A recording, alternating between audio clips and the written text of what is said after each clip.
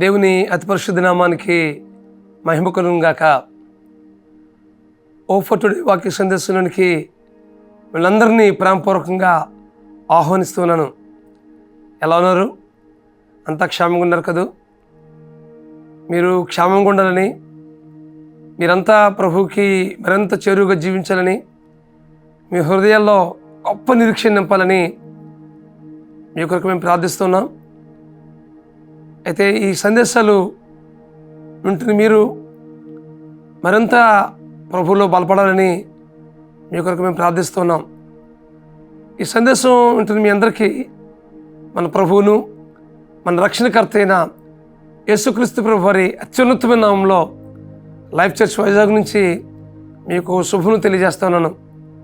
ఈరోజు యోహాను సువార్త 16వ అధ్యాయం 20వ వచనం చదువుకుందాం. యోహాను సువార్త 16వ అధ్యాయం 20వ వచనం.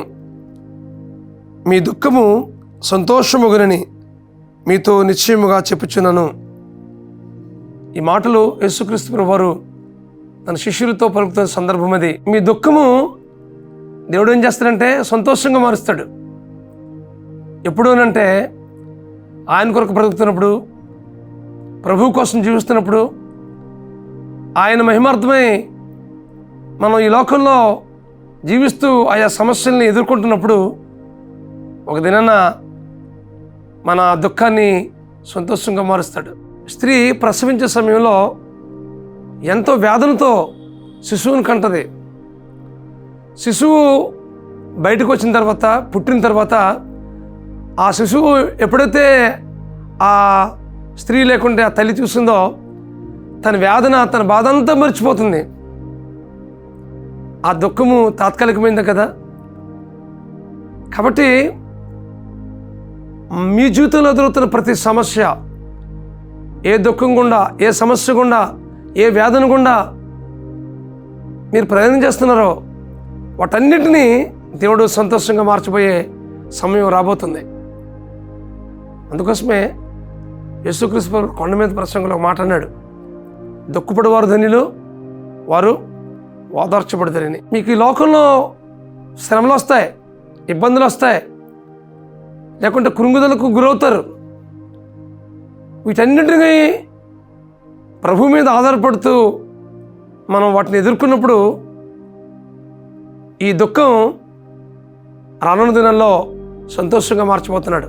కొన్నిసార్లు ఈ దుఃఖకరమైన పరిస్థితులు, లేకుంటే శ్రమలు, ఇబ్బందికరమైనటువంటి స్థితిగతులు మన జీవితంలో ఎందుకు వస్తాయి తెలుసా?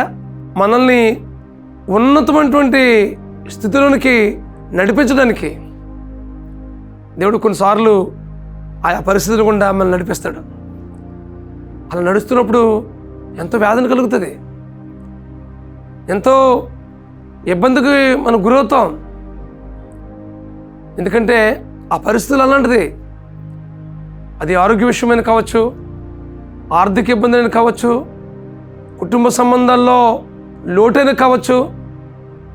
ఏదైనప్పటికీ ఆ కన్నీటి ప్రవాహంలో, లేకుంటే ఆ కష్టాల సుడిగుండంలో మనం నడుస్తున్నప్పుడు మన జీవితంలో గొప్ప నెమ్మదిని, గొప్ప సంతోషాన్ని, గొప్ప సమాధానాన్ని దేవుడు తర్వాత కాలంలో ఇవ్వబోతున్నాడు.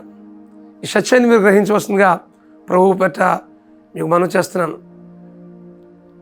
ఈ శ్రమలు, ఈ దుఃఖము, ఈ వేదన ఈ తాత్కాలికమైందే, కానీ వీటన్నిటి నుంచి విడిపించి మీకు పూర్ణులుగా చేసి ఆ పరిస్థితి నుంచి మీకు లేవనెత్తి గొప్ప బహుమానాన్ని దేవుడు ఇవ్వబోతున్నాడు. అందుకోసమే దేవుని వాక్యం మాట్లాడుతుంది, నా నిమిత్తము జనులు మిమ్మల్ని నిందించి, హింసించి, మీ మీద చెడ్డ మాటల్లా పలుకున్నప్పుడు మీరు ధన్యులు, సంతోషించి ఆనందించండి, పరలోక రాజ్యంలో మీకు ఫలము అధికమగును. ఎంత గొప్ప వాగ్దానం, ఎంత గొప్ప వాగ్దానంతో కూడిన మాటలు ఇవి. కాబట్టి ఈ దుఃఖము, లేకుంటే ఈ శ్రమ, ఈ వేదన, ఈ ప్రతికూలత, ఈ సమస్య,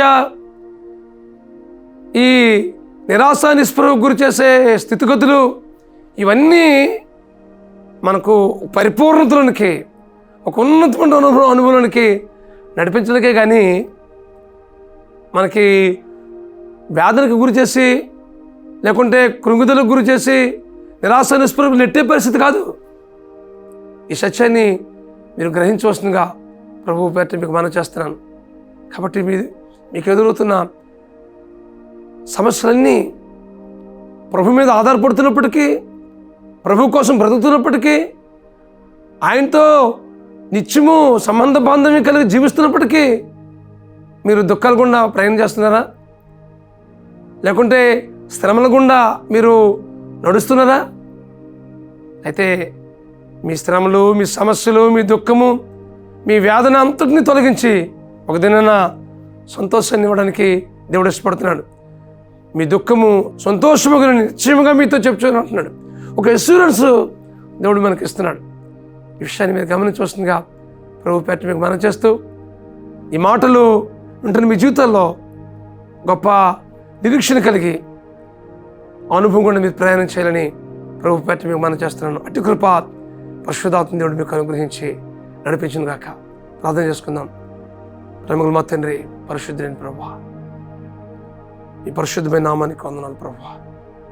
మీ దుఃఖము సంతోషముగునని మీతో నిశ్చయముగా చెప్పుచానని నా మాటను బట్టి మీకు స్తోత్రం చెల్లిస్తున్నాం ప్రభువా. ఈ వాక్యం ఉంటున్న మా పిల్లల జీవితంలో ఏ వేదన, ఏ కృంగుదల, ఏ సమస్యల వలయాల్లో ప్రభువా మీరు ప్రయాణం చేస్తున్నారో ఆ విషయంలో నిరాశ నిస్పృహ చెందకుండా మీ మీద సంపూర్ణంగా ఆనుకొని మీ అందరి నిరీక్షణ నుంచి ఒక దినాన మా ఈ దుఃఖము, మా ఈ సమస్య సంతోషంగా మీరు మార్చిపోతున్నారని దృఢమైనటువంటి విశ్వాసంతో ముందుకు కొనసాగేటట్లుగా కృప చూపించమని, తద్వారా మీరు మాకు ఇవ్వబోతున్న బహుమానం మీద మేము దృష్టి నిలిపి ఈ లోకంలో మేము వాటన్నిటిని ప్రతిఘటించే కృప చూపించమని మా ప్రభువును, మీ ప్రియకుమారుడును, మా రక్షణకర్త అయిన యేసుక్రీస్తు ప్రభు వారి అత్యున్నతమైన నామంలో ఈ ప్రార్థన అతిమికులతో బ్రతమని ప్రార్థించబడుకుంటున్నాం మా పరమ తండ్రి. ఆమేన్, ఆమేన్, ఆమేన్. మీ దుఃఖాన్ని సంతోషంగా మార్చుట్లో ప్రభు కృప చూపించును గాక. God bless you friends. Have a wonderful day. దేవుడు మీకు నిత్యము తోడుగుండి ప్రతి సమస్య నుంచి విడిపించట్లో సహాయం చేసి నడిపించును గాక. God bless you.